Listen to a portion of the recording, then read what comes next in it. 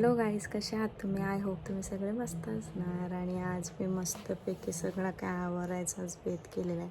आणि तुम्हाला मी दाखवते की मी फेसवरती काय लावते काय नाही. ते मॉइश्चरायझर किंवा माझा काय बोलतात आपला फेसवॉश काय काय लावते ना मी, आणि माझ्याकडे काय काय प्रोडक्ट आहे हे मला तुम्हाला दाखवायचं आहे.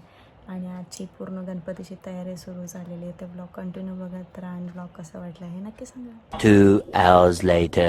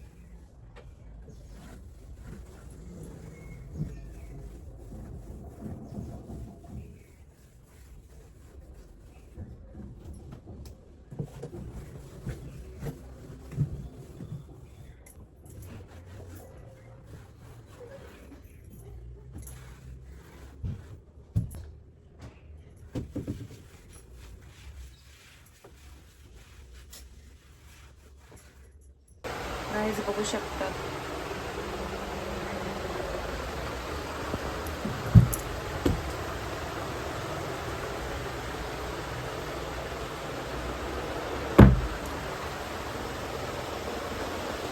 गाईस माझ्या हालत बघू शकतात. अख्खी घाण झाले आणि सगळ्या काय असे ना डीप क्लिनिंग करायला घेतले. कारण की आता येणार गणपती आणि बेडरूम थोडासा घाणच झाला होता. म्हणजे मी साफ करते तरी पण धूळ भरपूर येते म्हणून. तर मी दाखवते ऑफ कॅमेरा मी किती स्वच्छता केली ते दाखवते. बघू शकतात सगळे हे सगळे धुवून, आणि याच्या आतमधली पण घाण जाम होते ती पण क्लीन केलेली आहे.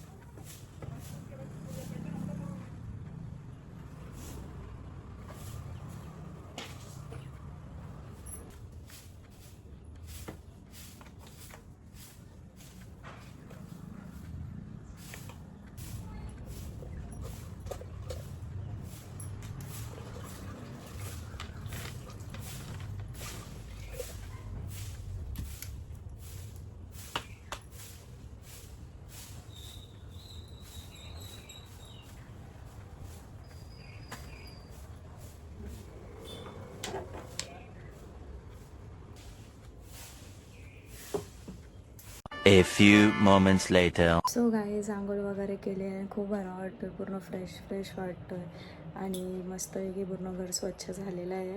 तर बघू शकतात तुम्ही, मी तुम्हाला दाखवलेलाच. हो गाईज माझ्या फेसवरती बघू शकतात की मेकअपने ना भरपूर सारे पिंपल्स आलेले आहेत. तर हे बघा तर मी आज तुम्हाला दाखवते की मी फेस वॉश, क्लिन्झर आणि मॉइश्चरायझर आणि मी डेली टिप्स काय करते माझ्या फेसवरती ज्याने माझी स्किन एवढी ग्लो करते. तर फर्स्ट ऑफ ऑल आहे हा, तसंच नाही आहे, हा क्लिन्झर आहे सीटाफिलचा. तर आपण याला यूज करतो आणि हा क्लिन्झर जेंटल स्किनचा आहे, कारण की ऑइली स्किनचं पण भेटतो. जे ऑइली आहे त्याने ऑइली स्किन करावा. तर आपण एकदम थोडाच घेऊ याला आणि डायरेक्ट अप्लाय करू, म्हणजे ना बरेपैकी पिंपल्स ना कमी झाल्यात.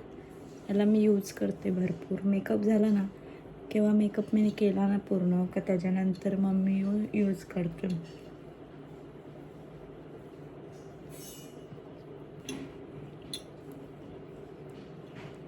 थोडासा स्प्रे करायचा फेसवर.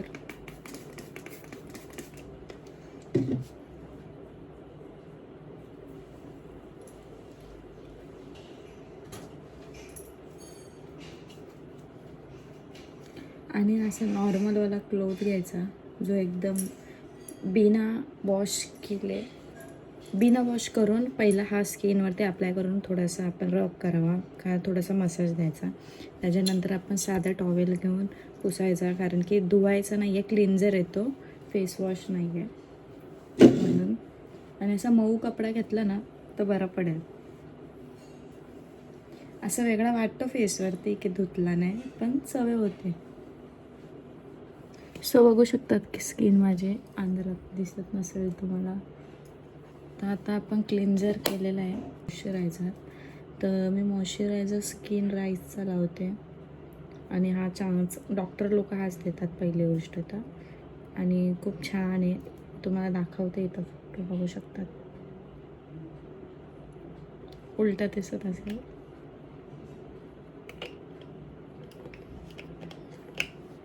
पिंपल्स पण होत नाही, स्किन पण टाईट राहते आणि एक मॉइश्चरायझर भेटतो, म्हणजे मॉइश्चरायझर छान आहे.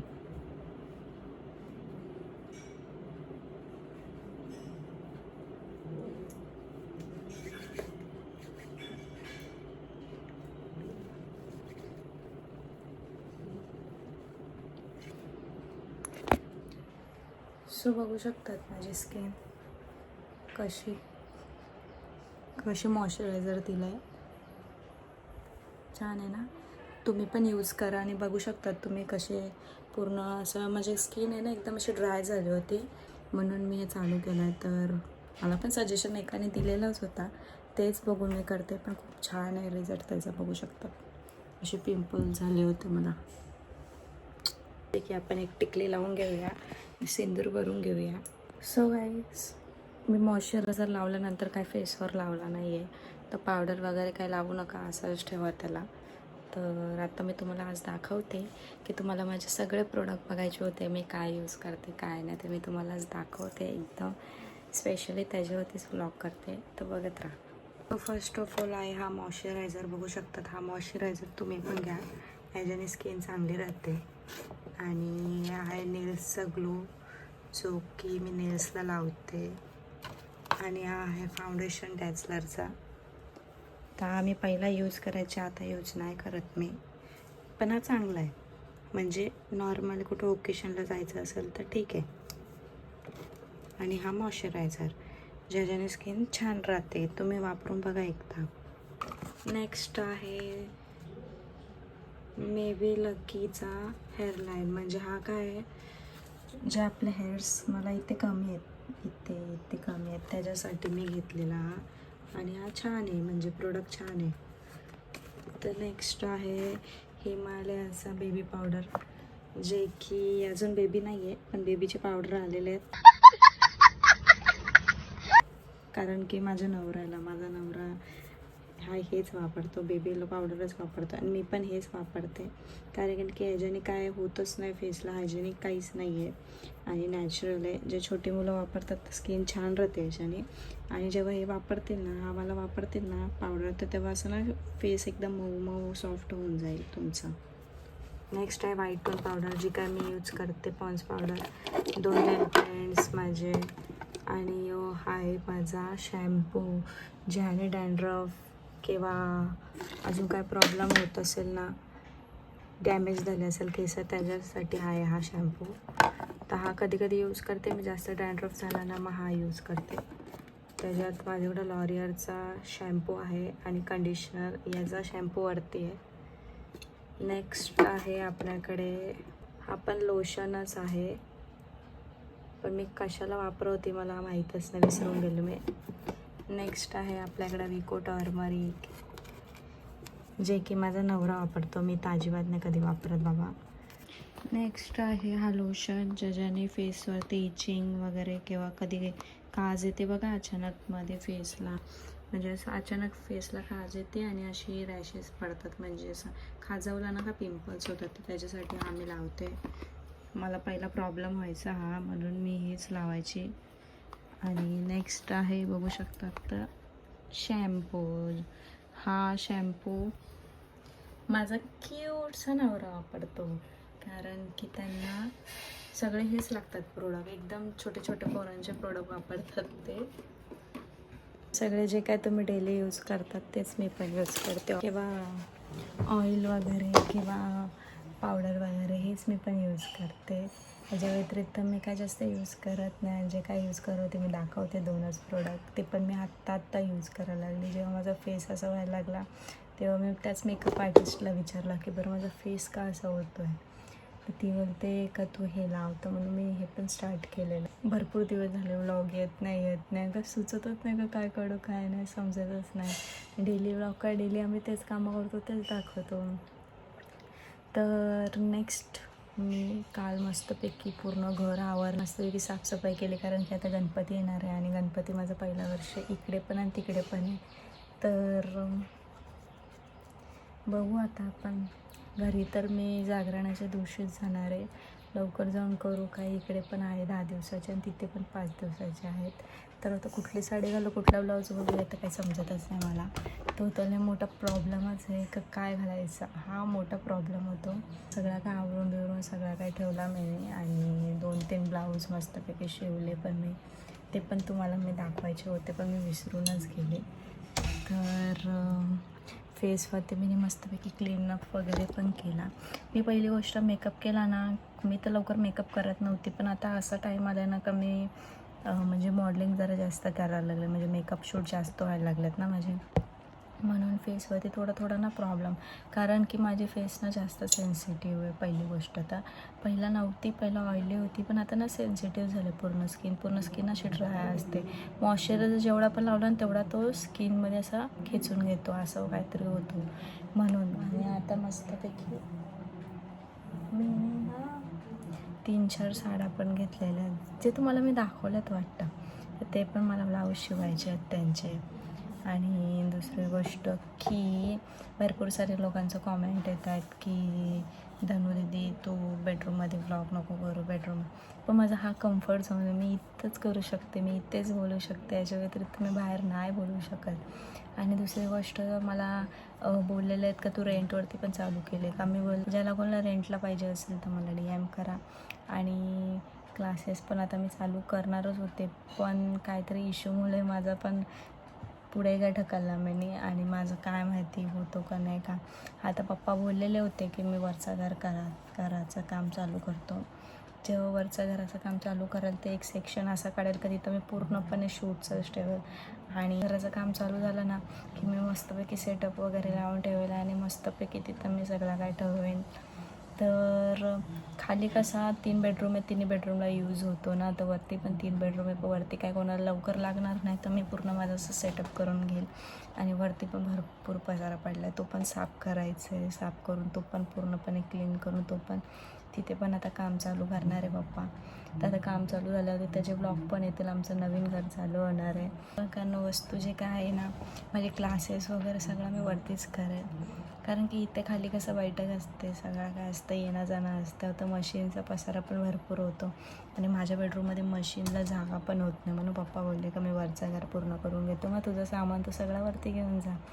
सो छान वाटतं आहे, आजचा दिवस खूप बेस्ट आहे. सकाळी उठून मस्तपैकी हे गेले डब्बा देऊन त्यांना, आज गुरुवार आहे तर त्यांचा डब्बा आता आज मी हे दिलेला आहे की डोसे त्या दिवशीचे डोसे तर सगळ्यांनी भरपूर सारा प्रेम दिला, भरपूर. ते डोसे मी आज परत काढून यांना दिले. मी त्यावेळी उठून नाश्ता वगैरे केला, सगळा काय केला. त्याच्यानंतर मी मस्तपैकी यांना पाठवला, पप्पा नाश्ता बिष्टा दिला. आणि आजचा ब्लॉग इथेच मी एंड करते. ब्लॉगला तुम्ही भरपूर सारा प्रेम द्या, थोडा काय कमी जास्त होईल, कारण एक दिवस येईल, एक दिवस नाही येईल, एक दिवस येईल, एक दिवस नाही येईल. ब्लॉग असा थोडाफार आता कंटिन्यू शेड्यूल रक्षाबंधनपर्यंतच फक्त. याच्यानंतर तुम्ही परत डेली ब्लॉग करायला. या ब्लॉगला असंच प्रेम द्या, लाईक करा, शेअर करा, सबस्क्राईब करा. चला बाय बाय.